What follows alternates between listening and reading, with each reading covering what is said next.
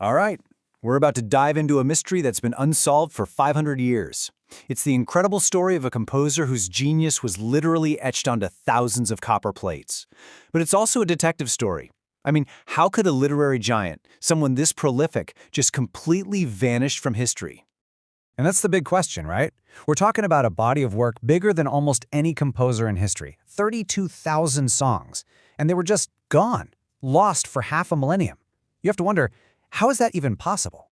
But here's the really wild part. His art never truly disappeared. It was hiding in plain sight. For hundreds and hundreds of years, priests at the famous Tirumala temple sang this one beautiful lullaby, Jo Achutananda, to the temple deity every single night. It was this beloved sacred ritual, and yet nobody had a clue who wrote it. The poet was a ghost, but his poetry was alive and well. Okay, so let's start piecing this puzzle together. We're going all the way back to the 15th century to talk about a poet whose creative output was on a scale that's, well, it's almost impossible to wrap your head around. And that was followed by a silence that was just as deep. 32,000 songs. Just let that number sink in for a moment.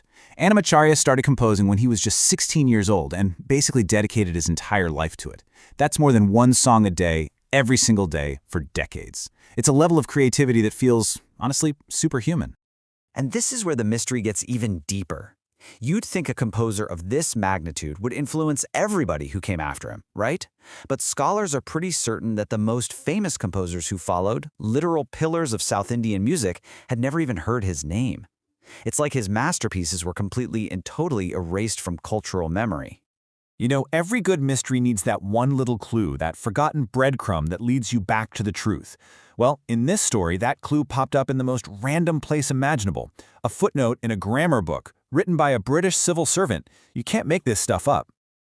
This timeline really puts that long silence into perspective. So, Annamacharya is born in 1408. Fast forward 400 years. It's 1816, and this guy, Alexander Duncan Campbell, makes a passing mention of some rumors he heard about poems engraved on copper plates at the Tirumala temple. But it takes another 100 years for anyone to actually act on that clue, with the plates finally being unearthed in 1922. And here's the incredible irony. Campbell sent someone to check out these rumored plates, but the report that came back just dismissed them. He wrote that they contained nothing but voluminous hymns in praise of the deity. What he saw as just repetitive and unimportant was, in reality, one of the greatest literary treasures in all of Indian history. The treasure was found, shrugged out, and almost lost all over again. So now we get to the big moment, the actual discovery. Following up on that century-old clue, researchers in 1922 found a small, sealed room right across from the temple's donation pot. They called it the Sankirtana Bhandagaram, which means the treasury of songs. And inside, they found what they were looking for, stacks and stacks of these engraved copper plates. Now, the medium he chose is fascinating in itself. These inscriptions are called Tamara Shashana, and using copper plates to record stuff was a pretty established practice back in ancient India. It was how you created a permanent record, something that could literally survive for centuries. And here's what makes this so incredibly unique. See, copper plates were for official business, laws, royal decrees, property deeds. As far as we know, no one else was using this expensive, difficult method to preserve poetry and music. He wasn't just writing songs, he was building a time capsule for them, ensuring they would last forever, even if they had to wait 500 years to be found. So, the treasure was finally unearthed. But what was actually in it? Well, it wasn't just hymns. It was a whole universe of philosophy, emotion, and cosmic insight, often tucked away inside the simplest sounding lyrics. Let's just look at one song to really understand the genius we're talking about here. The song is called Ludugara Yashoda, and on the surface, it's a really sweet song that describes the child Krishna as a collection of beautiful, precious gems. But Annamacharya is playing a much deeper game. Each gem he picks is a carefully chosen symbol for a profound philosophical idea. It's like a key to understanding the nature of the universe itself. And when you break it down, it's just breathtaking. He calls Krishna a pearl in a courtyard, which symbolizes pure, infinite consciousness found in a humble space. He's a diamond to the tyrant Kamsa, representing the indestructible truth that shatters the ego. And he's a blue sapphire over the holy hill, representing the infinite cosmic space from which all of creation emerges. This isn't just poetry, it's physics, metaphysics, and devotion, all woven into one amazing song. Discovering this treasure, was one thing. Sharing it with the world, well, that was a whole other challenge. This story doesn't really end in 1922. In a way, it truly begins there, with a huge effort to bring this 500-year-old music back to life. In 1978, the temple authorities started something called the Annamacharya project. It's this brilliant three-pronged effort.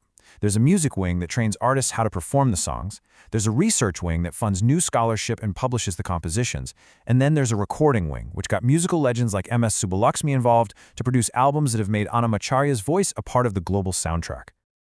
And this brings us full circle, back to that original mystery. Why did he disappear?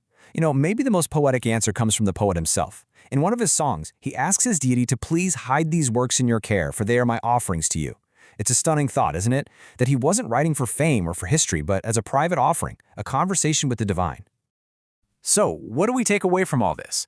Was the 500-year silence just a tragic historical accident that nearly robbed us of this incredible treasure?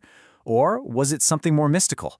A poet's humble wish, granted by the divine, hiding his work until the world was finally ready to hear it?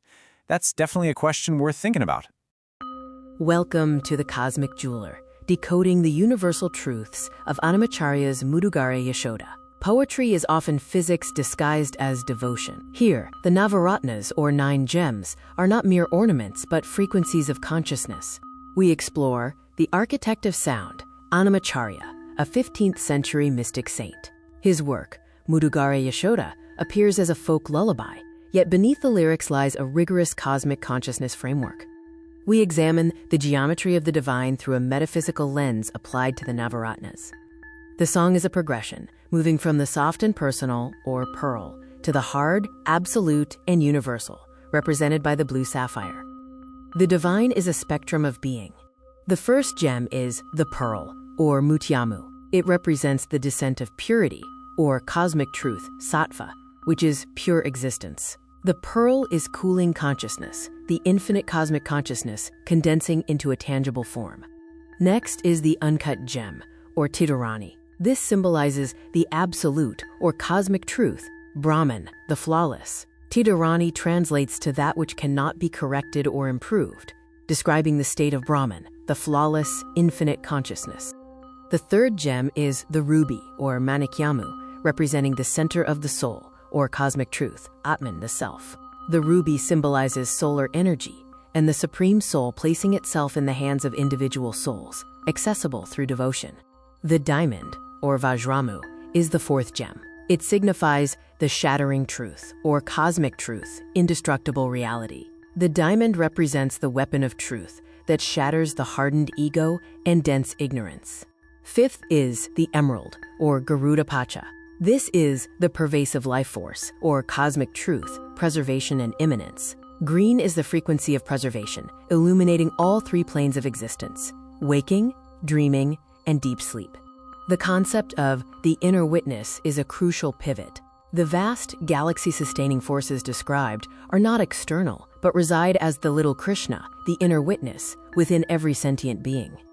Next is the red coral, or Pagadamu, which represents the spark of creation, or cosmic truth, Shakti, dynamic energy. Red symbolizes vitality, and the interaction symbolizes the union of consciousness and energy, the dynamic play setting the universe in motion. The Hessonite, or Gomerikamu, is the 7th gem. It signifies the universal shelter, or cosmic truth, protection, Dharma. Hessonite represents consciousness as the force that upholds the laws of nature, protecting the soul from the storms of material existence. The 8th gem is the cat's eye, or Vaiduryamu, representing the eternal witness, or cosmic truth, moksha, clarity. The divine consciousness is the center point between the conch, or creation, and the disk, or destruction. It is the static, eternal witness. The yellow sapphire, or Pushyaragamu, is the 9th gem. It signifies wisdom over instinct, or cosmic truth, divine wisdom, guru. It is the supreme intellect, conquering the toxic senses and transmitting poison into power.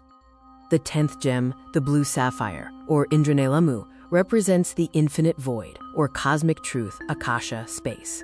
Blue is the color of depth and infinity. The divine is the infinite void, the substrate from which all creation emerges and dissolves. The inseparable essence, or Divya Ratnamu, is the philosopher's stone. This core essence, or God particle, never separates from the source energy within the ocean of milk, representing the primordial ocean of energy. We conclude with the grand paradox, the macrocosm in microcosm. The Lord Padmanabha, from whose navel the universe blooms, is moving around like a small child. The infinite is entirely contained within the finite. This chart summarizes the spectrum of consciousness represented by the 9 gems, offering an ancient map for a modern seeker. As Annamacharya expressed, the universe is not just outside you, it is played out in the front yard of your own consciousness.